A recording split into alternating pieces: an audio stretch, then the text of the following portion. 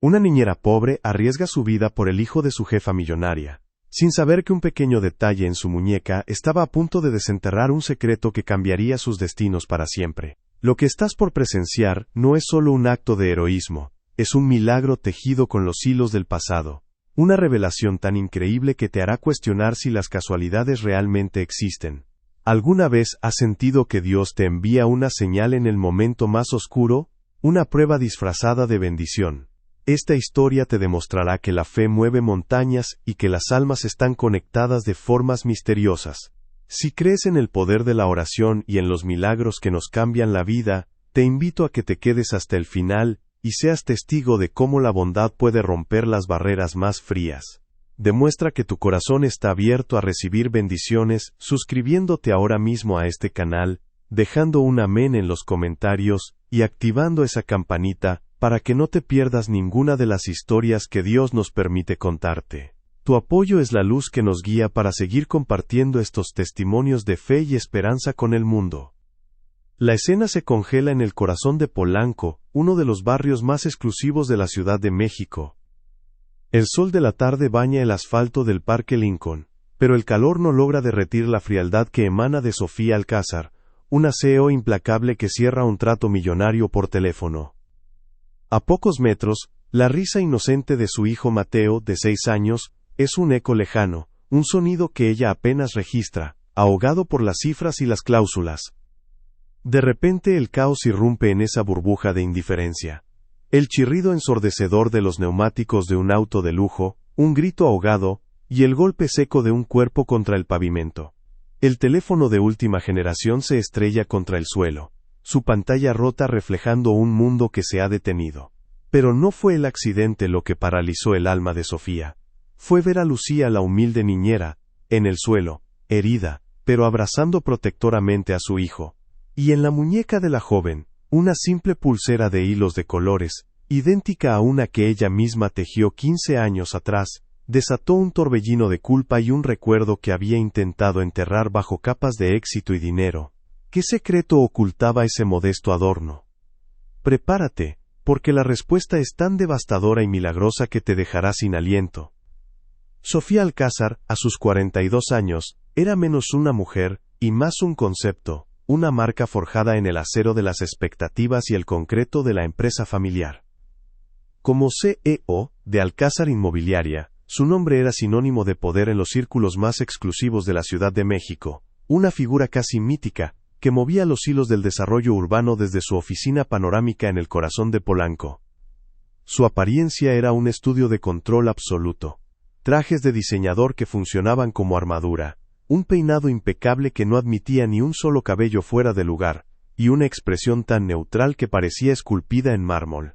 Sus días transcurrían en una sucesión de juntas directivas, llamadas transatlánticas y decisiones millonarias, donde su voz, serena pero cortante, era ley. No negociaba, imponía, no sonreía, asentía. Se había convertido en la encarnación perfecta del éxito que su padre siempre había exigido de ella, una máquina de generar riqueza y prestigio. Sin embargo, tras la fachada de la ejecutiva implacable, se escondía un cansancio profundo, un agotamiento del alma que ni el café más caro ni las victorias más contundentes lograban disipar. Era la arquitecta de un imperio que, irónicamente, se había convertido en su propia jaula dorada, un laberinto de lujo y soledad del que no sabía cómo escapar. El eco de sus tacones de aguja sobre el mármol de su penthouse era el único sonido que rompía el silencio sepulcral de su hogar. Este espacio, diseñado para impresionar con su minimalismo frío y sus vistas espectaculares al bosque de Chapultepec, era un reflejo perfecto de su estado interior, vasto, impecable y desoladoramente vacío. Su hijo, Mateo de 6 años, era una pequeña llama de vida en medio de esa gélida perfección, pero una llama que Sofía observaba desde una distancia segura, temerosa de quemarse, o peor aún de apagarla con su propia frialdad. Sus interacciones eran rutinarias, casi coreografiadas. Un beso fugaz en la frente, una pregunta superficial sobre su día en el colegio mientras su mente seguía anclada en las fluctuaciones de la bolsa de valores. El amor que sentía por él era un océano profundo y turbulento, pero lo mantenía represado tras un dique de responsabilidades y traumas no resueltos. Se decía a sí misma que todo lo hacía por su futuro, por asegurarle un legado, pero en el fondo sabía que estaba repitiendo el mismo patrón de ausencia emocional que la había marcado a ella. Mateo no necesitaba un imperio, necesitaba una madre, y esa era la única construcción que Sofía la gran desarrolladora no sabía cómo edificar. La raíz de su desconexión emocional se hundía en la tierra árida de su propia infancia, dominada por la figura imponente y despótica de su padre, el fundador del Imperio Alcázar. Él le había enseñado que las emociones eran una debilidad, un lujo, que los líderes no podían permitirse. Cada lágrima de niña había sido recibida con una reprimenda, cada muestra de afecto con una lección sobre la importancia de mantener la distancia. El poder no se comparte, se ejerce, le repetía como un mantra, moldeando su carácter a imagen y semejanza del suyo. La aprobación de su padre se convirtió en el único objetivo de su existencia, una meta inalcanzable que la empujó a sacrificar su propia identidad en el altar de las ambiciones familiares. La memoria de una tarde en particular la atormentaba en sus noches de insomnio, su padre despidiendo a una empleada doméstica leal por un error insignificante, ignorando las súplicas de la mujer y las lágrimas de su pequeña hija. Ese día, Sofía aprendió la lección más cruel de todas: la empatía era un pasivo en el balance general de la vida. Esa creencia se había calcificado en su corazón, convirtiéndola en una extraña en su propia vida, una prisionera de un legado que la obligaba a ser todo menos humana. En la quietud de la noche, cuando la ciudad a sus pies se convertía en un tapiz de luces parpadeantes, la máscara de Sofía Alcázar finalmente se resquebrajaba. Sola, con una copa de vino en la mano, se enfrentaba a su reflejo en el inmenso ventanal, y la mujer que le devolvía la mirada no era la CEO todopoderosa, sino una figura frágil y solitaria, acosada por el fantasma de lo que pudo haber sido. A veces, sus dedos rozaban una vieja fotografía escondida en un cajón, una imagen de una adolescente con una sonrisa genuina y una pulsera de hilos de colores en la muñeca, antes de que el peso del apellido Alcázar aplastara su espíritu. Se preguntaba en qué momento exacto había cambiado la risa por los contratos, los abrazos por los apretones de manos.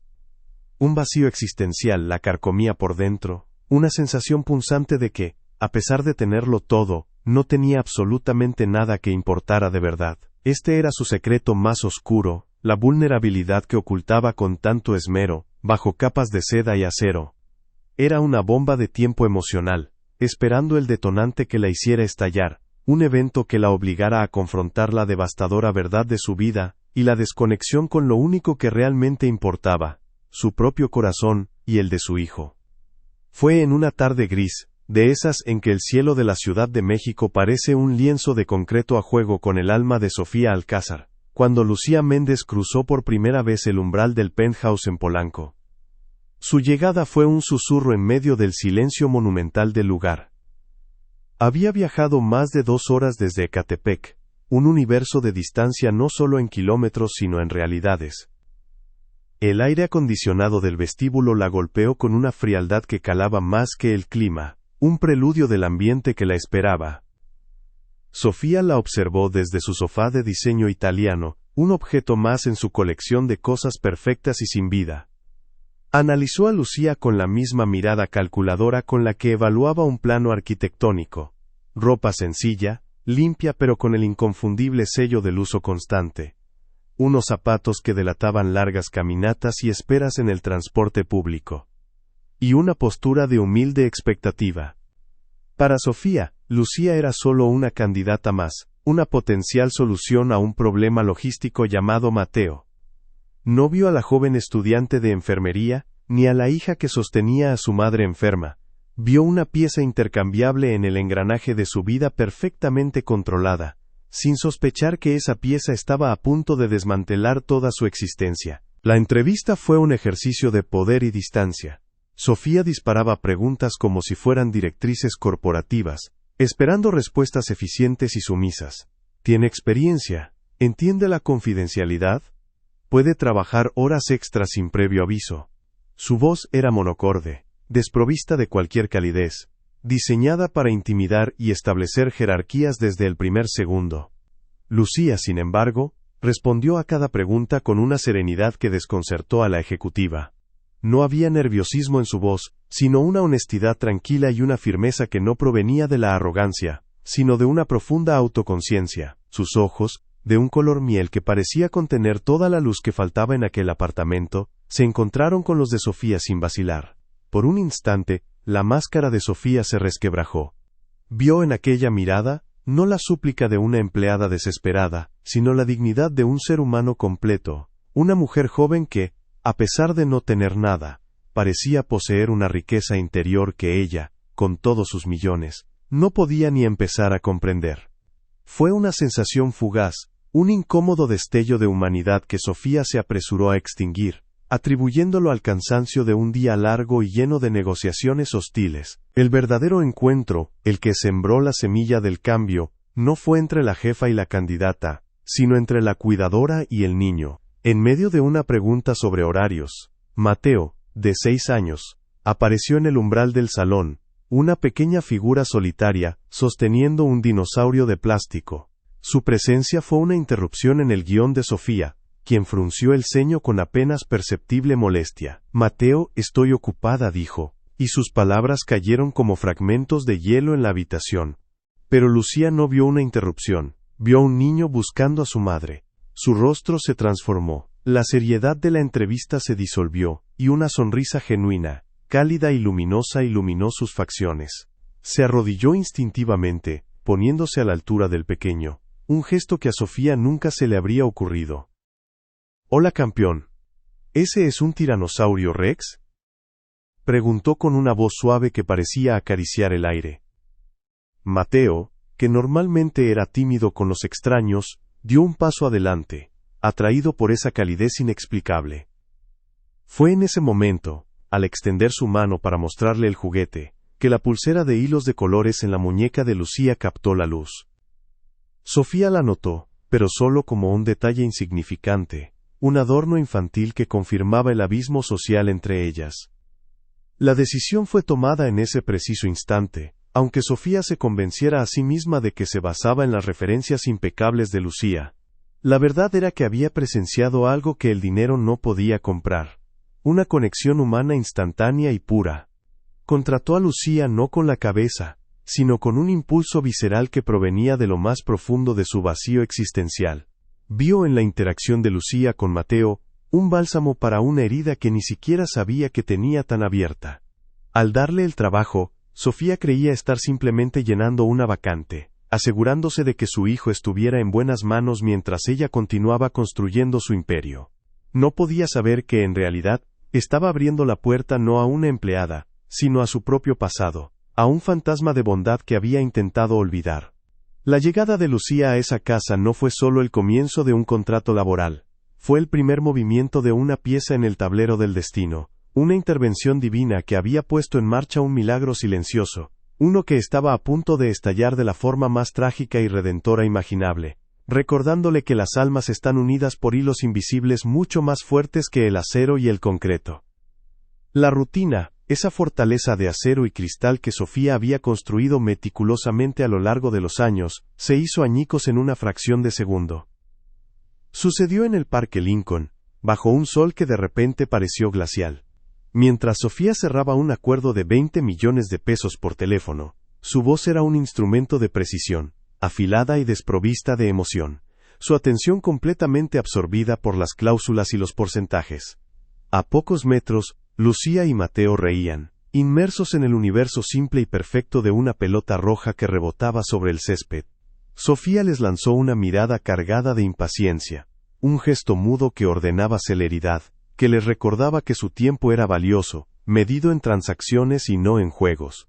Fue entonces cuando la pequeña esfera escarlata, con la caprichosa libertad de los objetos inanimados, rodó más allá del límite seguro del pasto y se deslizó hacia el asfalto. Mateo, en un impulso puro e infantil, corrió tras ella, su pequeño cuerpo lanzándose directamente a la trayectoria de un sedán de lujo que giraba en la esquina, con una arrogancia silenciosa y veloz.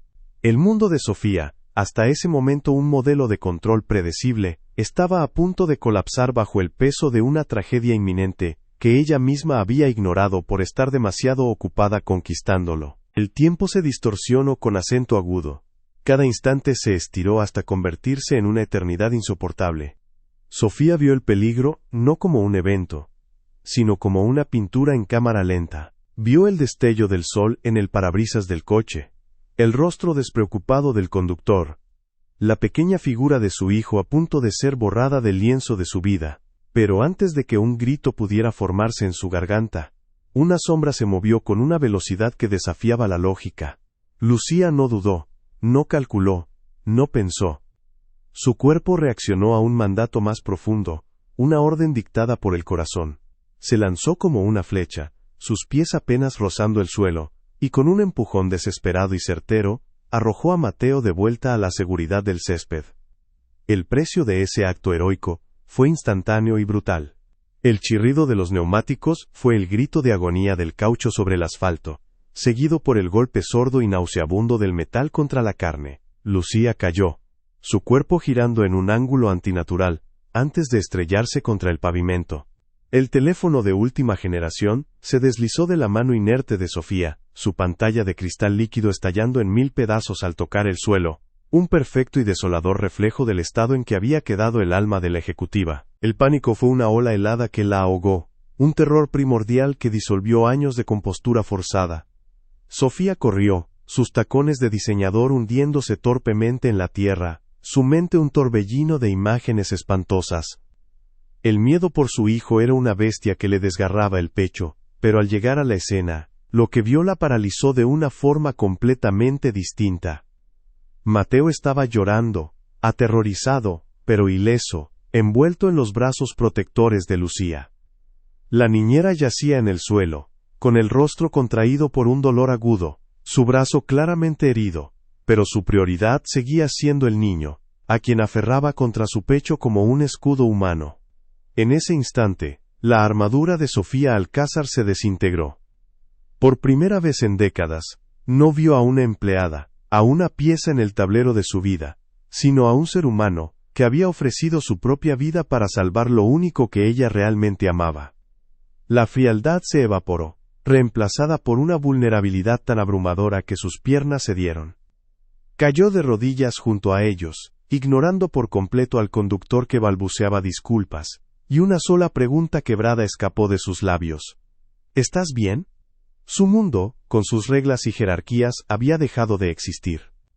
Fue entonces, en esa proximidad forzada por la tragedia, que su mirada se fijó en un detalle que transformó el shock en una revelación devastadora. En la muñeca de Lucía, manchada de polvo y rosaduras, descansaba una modesta pulsera de hilos de colores, desvaídos por el tiempo y el uso. Los nudos eran específicos, el patrón inconfundible. Un relámpago de memoria la electrocutó, transportándola 15 años atrás a la cocina de servicio de la casa de su infancia. Se vio a sí misma, una adolescente con una chispa de empatía aún no extinguida, tejiendo esa misma pulsera mientras escuchaba las súplicas de una empleada doméstica leal a quien su padre estaba despidiendo con una crueldad despiadada. Recordó haberle dado la pulsera a la pequeña hija de la mujer, una niña de ojos tristes y profundos, como un gesto inútil de consuelo. El aire se volvió denso, irrespirable. La mujer que acababa de salvar a su hijo no era una extraña. Era la niña a la que su familia había desechado sin piedad, la portadora de un recuerdo que Sofía había enterrado bajo capas de éxito y negación. El accidente ya no era un accidente, era un juicio, un milagro retorcido que la enfrentaba a la deuda más grande de su vida, una deuda de humanidad que ahora se sentía imposible de pagar. La habitación del hospital era una extensión del penthouse de Sofía, privada, lujosa y desoladoramente estéril. Ubicada en el ala más exclusiva del Hospital Ángeles Pedregal, cada detalle, desde las sábanas de algodón egipcio hasta el menú gourmet, gritaba privilegio.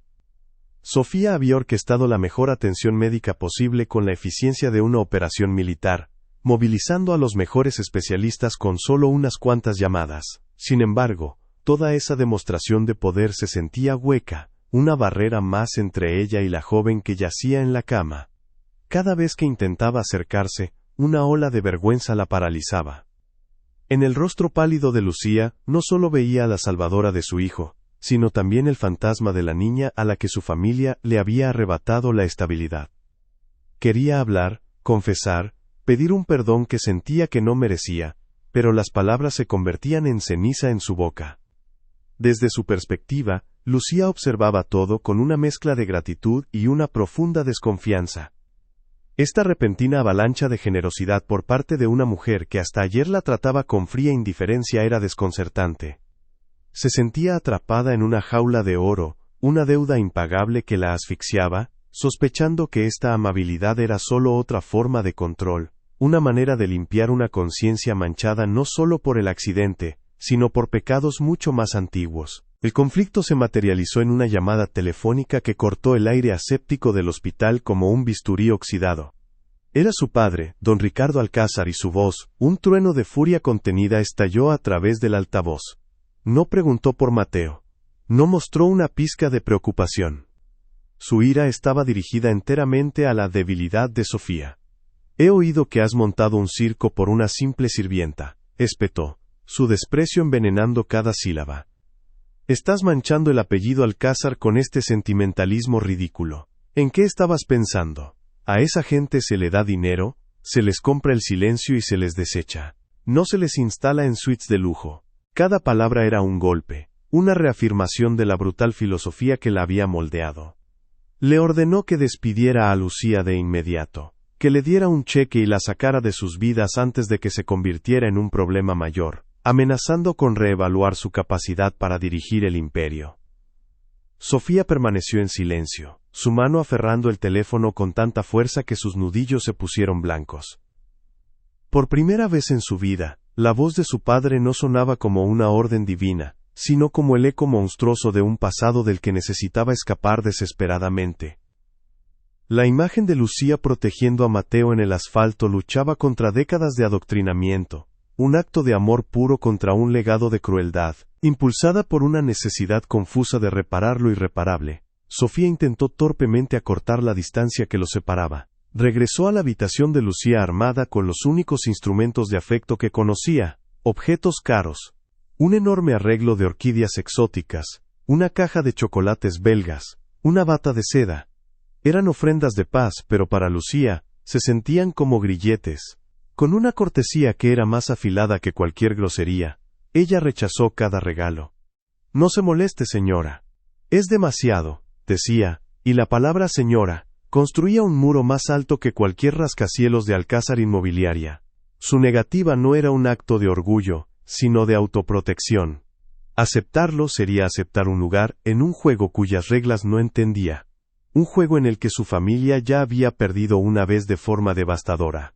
La memoria de su madre, llorando en silencio después de ser despedida, era una herida que nunca había cicatrizado del todo. Sofía, por su parte, sintió cada rechazo como una bofetada. Se dio cuenta, con una humillación aplastante, de que su dinero, la fuente de todo su poder, era completamente inútil aquí. Era un idioma extranjero, que Lucía no quería, o no podía, entender. La vergüenza la silenció, la confesión sobre la pulsera y su pasado compartido se quedó atrapada en su garganta, un secreto tóxico que la aislaba aún más. El único capaz de derribar esas murallas de miedo y desconfianza fue Mateo. Ajeno a las complejidades de la clase social, la culpa y el trauma histórico, su mundo operaba bajo una lógica mucho más simple, la del amor.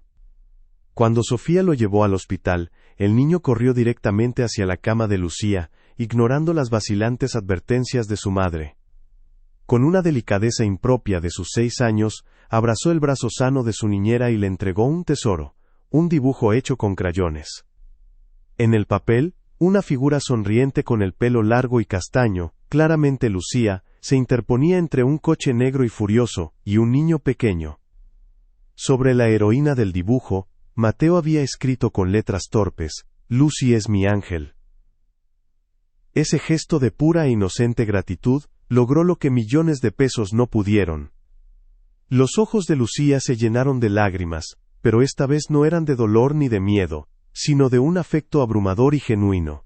Abrazó al niño, y al levantar la vista miró a Sofía por primera vez, no como una jefa o una amenaza, sino como la madre del niño que amaba. Observando la escena, Sofía sintió como algo se rompía dentro de ella.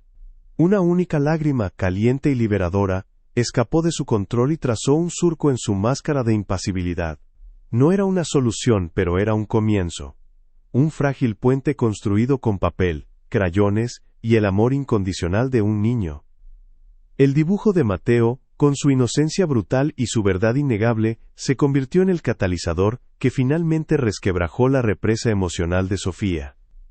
Esa simple hoja de papel, más poderosa que cualquier contrato o decreto, la obligó a mirar el abismo que había creado entre su vida y su alma.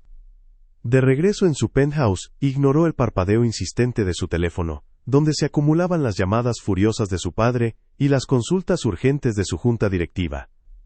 Por primera vez, el imperio no importaba. Se encerró en su estudio personal, un espacio que rara vez usaba, y abrió su computadora portátil. Su búsqueda no era de índices bursátiles ni de proyecciones inmobiliarias. Tecleó con dedos temblorosos en los archivos históricos de la empresa, navegando por décadas de registros de personal. Buscaba un fantasma, una injusticia enterrada bajo 15 años de indiferencia calculada. Cada clic era un acto de rebelión contra el mantra de su padre de olvidar y avanzar. El miedo a lo que encontraría era una corriente helada en sus venas, pero una fuerza mayor, una necesidad desesperada de verdad, la impulsaba hacia adelante. Estaba desenterrando no solo un archivo, sino los cimientos podridos de su propia identidad, en un primer y doloroso paso hacia la reconstrucción. El nombre Elena Méndez apareció en la pantalla, acompañado de la fría anotación, terminación por reestructuración. La confirmación fue un golpe sordo en el pecho, una verdad que convertía la culpa en una obligación ineludible. La transformación de Sofía dejó de ser un sentimiento para convertirse en un plan de acción meticuloso y secreto. Su primera llamada no fue a sus abogados, sino a un investigador privado de la más alta discreción. La misión: descubrir cada detalle de la vida de Lucía y su madre. Los resultados llegaron en menos de 24 horas y fueron más desoladores de lo que había imaginado. Elena sufría una enfermedad pulmonar crónica, una condición exacerbada por la humedad y la contaminación de su modesta vivienda en Ecatepec. Y su tratamiento, prohibitivamente caro, dependía enteramente del exiguo salario de su hija. Sin dudarlo, Sofía movió los hilos de su poder de una manera que nunca antes había hecho. Arregló, a través de terceros para mantener el anonimato, el traslado de Elena a una clínica privada de primer nivel, cubriendo no solo el tratamiento actual, sino un plan de cuidados a largo plazo. Simultáneamente, adquirió un departamento luminoso y bien ventilado en una colonia segura y céntrica, amueblándolo con todo lo necesario. No era un acto de caridad, era una restitución, un intento desesperado de devolver la estabilidad que su familia había destrozado, una deuda que sentía en lo más profundo de su ser. Con las necesidades inmediatas de Lucía y su madre atendidas en secreto, Sofía se enfrentó a la tarea más intimidante: confrontar su propio pasado. Abrió un cajón de su escritorio que no había tocado en años y sacó la fotografía descolorida de sí misma a los 17. La adolescente de la imagen le devolvió una mirada llena de una luz que ella ya no reconocía, con la pulsera de hilos de colores adornando su muñeca como un símbolo de una empatía perdida. Esta vez, no la guardó con un suspiro de nostalgia, la estudió, permitiendo que el dolor de esa desconexión la inundara por completo. Lloró por la joven que soñaba con ser artista, por la bondad que había permitido que su padre extinguiera, y por la mujer vacía en la que se había convertido. Esa catarsis emocional la impulsó a una acción definitiva. Tomó el teléfono y con una voz firme que sorprendió incluso a ella misma, llamó al director del departamento legal de Alcázar Inmobiliaria, y le dio una instrucción clara e irrevocable: preparar su carta de renuncia al cargo de CEO. Era un acto de abdicación, no de derrota. Estaba renunciando al trono para poder reclamar su vida. Esa misma tarde, llevó a Mateo al parque, y por primera vez, no hubo llamadas ni distracciones, solo el sonido de la risa de su hijo, una melodía que se sintió más valiosa que todas las ganancias del imperio. El día que Lucía fue dada de alta, Sofía la esperaba en la salida del hospital. No había un chofer uniformado ni un sedán de lujo con vidrios polarizados. Era solo Sofía, al volante de su propio auto, un gesto que hablaba de un cambio fundamental en la dinámica de poder. El silencio en el vehículo era denso, cargado de preguntas no formuladas y verdades no dichas. En lugar de dirigirse al opulento edificio de Polanco, Sofía condujo hacia la colonia Narvarte, deteniéndose frente a un edificio de apartamentos moderno y acogedor. Entregándole una llave a una desconcertada Lucía, la guió hasta el interior de su nuevo hogar. Allí, con el sol de la tarde entrando por las ventanas y la madre de Lucía descansando plácidamente en una de las habitaciones, Sofía finalmente se derrumbó. Sacó la vieja fotografía de su bolso y se la mostró a Lucía. Con la voz quebrada por el llanto confesó la historia completa: el despido injusto, la pulsera como un gesto inútil de una adolescente impotente, y la culpa que la había carcomido desde el momento en que reconoció aquel tejido en su muñeca. «Esto no es para pagarte por salvar a Mateo, Lucía», susurró, las lágrimas trazando surcos en su maquillaje perfecto. «Esto es un intento de pedirte perdón por lo que mi familia te quitó hace tanto tiempo. Eres libre de irte, de no volver a vernos nunca más, pero ruego a Dios que algún día puedas perdonarme». Era una rendición total, el desmantelamiento final de su armadura, dejando solo a una mujer rota pidiendo una redención que sabía que no merecía. Lucía escuchó la confesión de Sofía con una quietud que parecía absorber cada palabra, cada temblor en la voz de la ejecutiva. El aire en el apartamento se sentía pesado, cargado con el peso de 15 años de un silencio injusto. La historia de la pulsera, que había sido un simple recuerdo de una infancia truncada, ahora se convertía en el epicentro de un terremoto que redefinía toda su vida. No sintió el arrebato de ira que habría esperado, sino una profunda y desoladora tristeza. Vio a Sofía, arrodillada en espíritu ante ella, y por primera vez no vio a la jefa millonaria ni a la figura de poder, sino a otra víctima de la misma crueldad que había marcado a su propia familia. Era una prisionera en una jaula de oro, tan atrapada por el legado de su padre como Lucía lo había estado por la pobreza. Con una voz suave, casi un susurro, Lucía finalmente rompió el silencio. «Mi mamá siempre hablaba de su madre, la señora Estela», dijo, y sus palabras flotaron en el aire como un eco del pasado. «Decía que era un ángel, la única persona que la trató con verdadera bondad en esa casa. Nunca entendí por qué su padre nos echó justo después de que ella falleciera. Siempre pensé que había sido por el dolor. Pero ahora nada tiene sentido».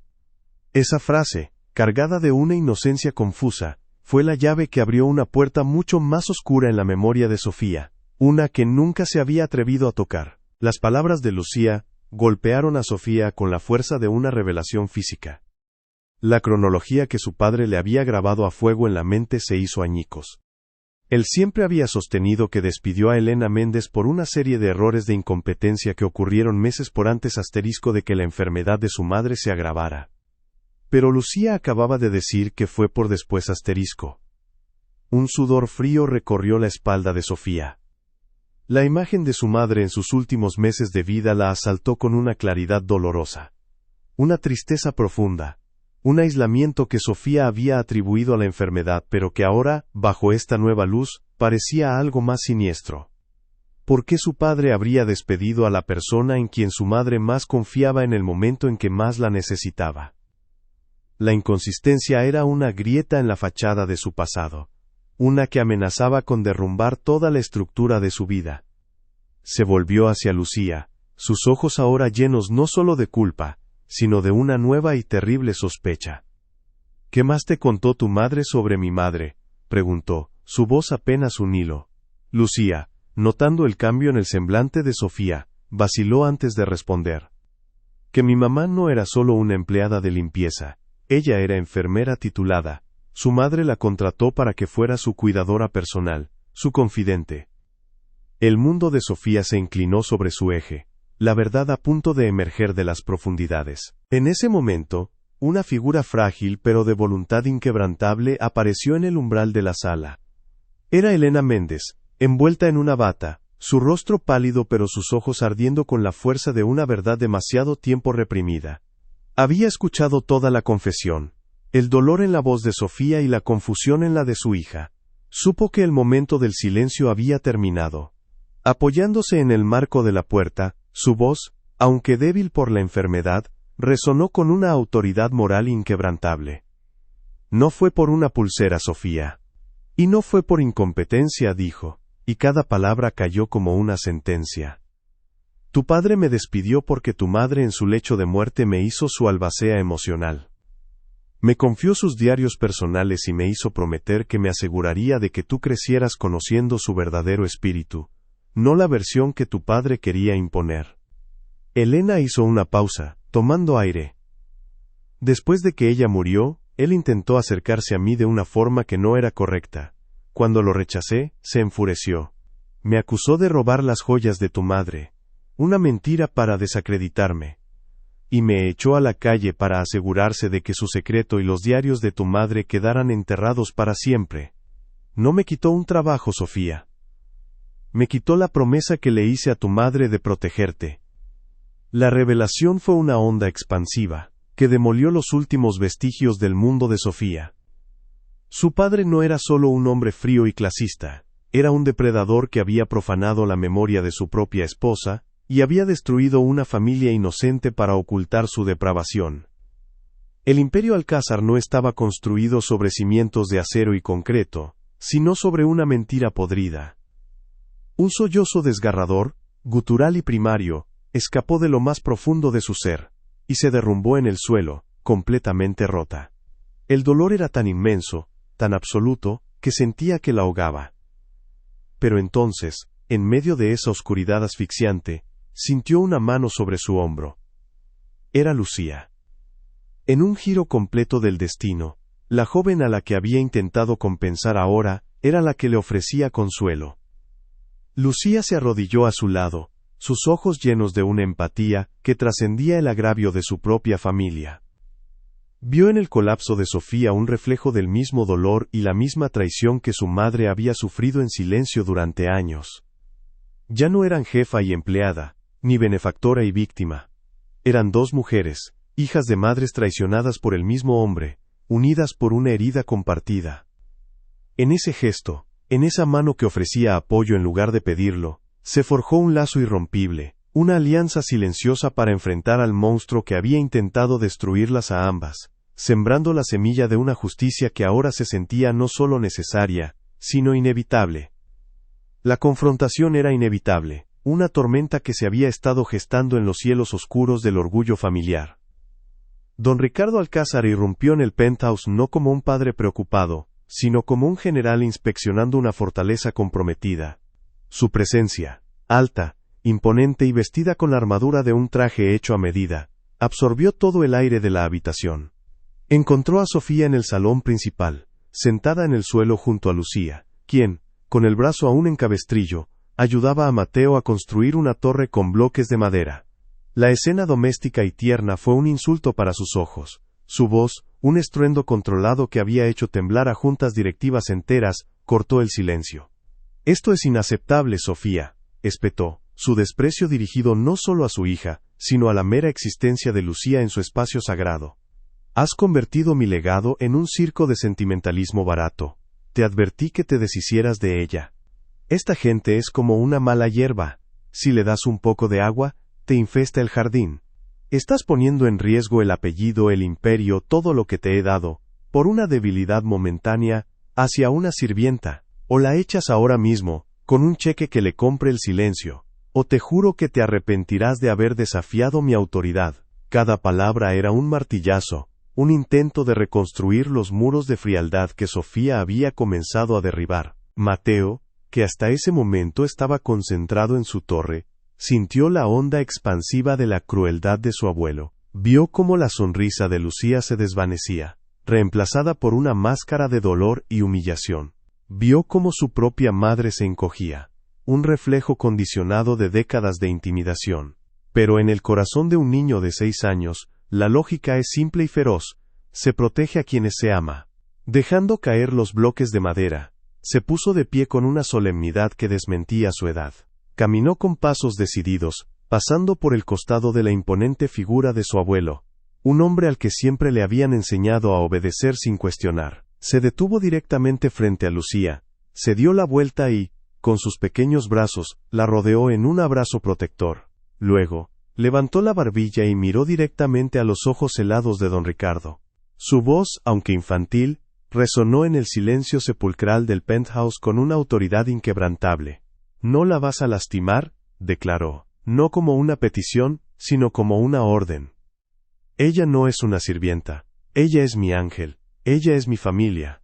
Esa declaración, tan pura y tan valiente, fue la chispa que encendió la pólvora. Para Sofía, fue como si el sol irrumpiera en la noche más larga de su vida, una verdad tan luminosa que quemó todas las mentiras y todos los miedos. En ese instante, la Sofía Alcázar que su padre había moldeado a su imagen y semejanza, murió para siempre. Se levantó del suelo, no con la arrogancia de una CEO, sino con la fuerza primigenia de una leona protegiendo a su manada.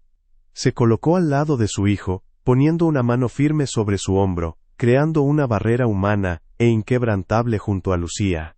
Sus ojos, que durante años habían reflejado el vacío de las salas de juntas, ahora ardían con una luz nueva, una mezcla de dolor, rabia y una claridad devastadora. Su voz, cuando finalmente habló, ya no temblaba de miedo, sino de una emoción cruda y liberada. Toda mi vida he construido muros, papá, comenzó, y el uso de la palabra papá fue un último intento de alcanzar al hombre detrás del monstruo.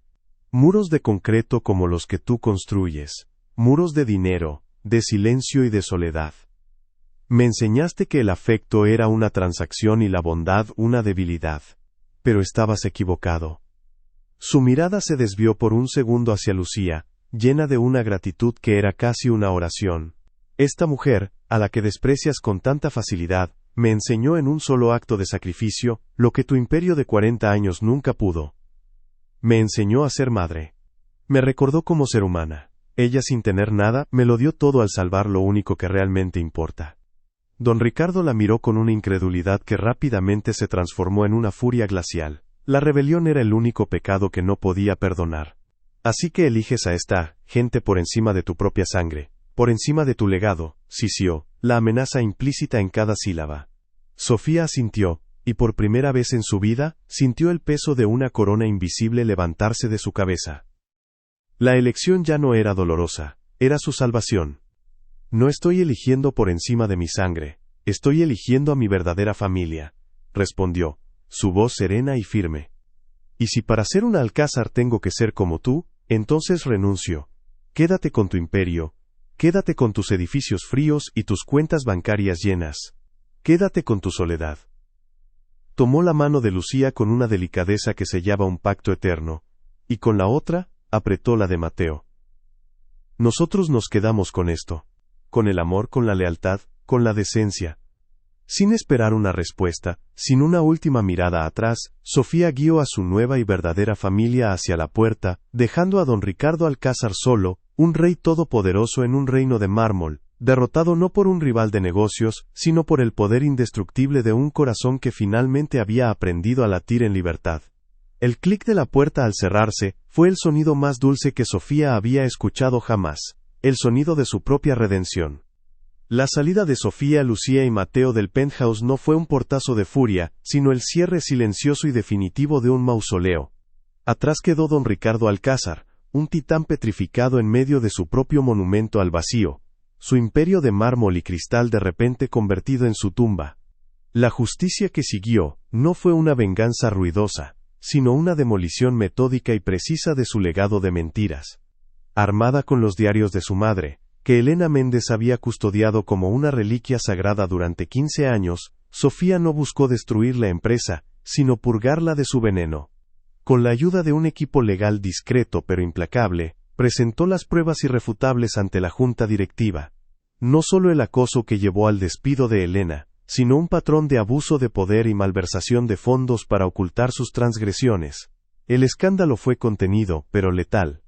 Don Ricardo fue despojado de su presidencia y de toda influencia en la compañía que llevaba su nombre. Su caída no fue un estruendo público, sino un exilio silencioso y humillante a la irrelevancia. La verdadera victoria de Sofía no fue económica, sino moral. Había rescatado la memoria de su madre de las garras de su profanador, y había demostrado que la verdad, por mucho tiempo que permanezca enterrada, siempre encuentra el camino hacia la luz, limpiando los cimientos para que algo nuevo y honesto pudiera crecer. Liberada del peso del apellido y del título de CEO, Sofía Alcázar se encontró con una libertad que el dinero nunca le había podido comprar. La libertad de elegir su propio propósito. Su primera acción no fue planear unas vacaciones exóticas, sino canalizar su formidable energía y recursos hacia una nueva forma de construcción. Vendió una porción significativa de sus acciones, transformando el capital muerto de su herencia en capital vivo para el cambio. Así nació la Fundación Méndez Alcázar, un nombre que unía dos mundos en un solo propósito de redención y esperanza. La misión de la fundación era un reflejo directo de las heridas que habían sanado juntas. Por un lado, otorgar becas completas a jóvenes de comunidades marginadas que, como Lucía, soñaban con una carrera en enfermería o medicina, convirtiendo la adversidad en una oportunidad de servir. Por otro lado, crearon un fondo de defensa legal y apoyo psicológico para trabajadoras del hogar, que enfrentaban despidos injustificados o abuso laboral, dándole una voz a las mujeres que, como Elena, habían sido silenciadas por el poder. Lucía y su madre no fueron invitadas como figuras decorativas, sino como pilares fundamentales. Sus experiencias y su sabiduría se convirtieron en la brújula moral que guiaba cada decisión, asegurando que la ayuda que ofrecían estuviera impregnada de una empatía genuina y una comprensión profunda de las luchas que buscaban aliviar. El cambio más profundo, sin embargo, no se reflejó en los balances de la fundación, sino en la redefinición de la palabra hogar. El penthouse de Polanco, con sus vistas espectaculares y su soledad glacial, fue vendido sin una pizca de nostalgia. En su lugar, Sofía adquirió una casona en el corazón de Coyoacán, un lugar donde el aire olía a café y a libros viejos, y donde las calles empedradas invitaban a caminar sin prisa. La casa no era un despliegue de riqueza, sino un santuario de calidez, muros pintados de colores vivos, un jardín exuberante donde Mateo podía jugar hasta el anochecer, y una cocina lo suficientemente grande para que las risas de 3 generaciones de mujeres se mezclaran con el aroma de la comida casera.